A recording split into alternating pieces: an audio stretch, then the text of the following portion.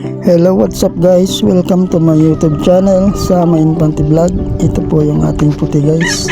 Sa tingin ko hindi na ito pwedeng isabak sa exam. Dahil kung mapapansin nyo yung kanyang paa, meron siyang issue. Hindi maayos yung kaliwang paa niya. So, hindi na po pwedeng isabak sa exam.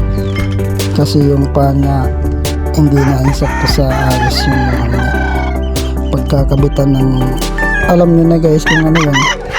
Ayan po ang ating puti guys. Sayang to guys, ang gwapo pa naman, ang ganda rin ng sayaw. Ipapalayo na lang po natin to para maparami pa. Yan o, halata naman siya sa kanyang lakad.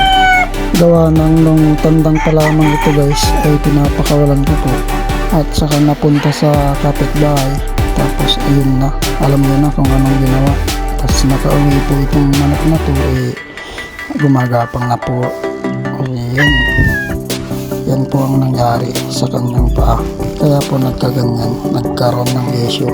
So hanggang dito na lamang guys ang ating video. Thank you for watching. Don't forget to subscribe.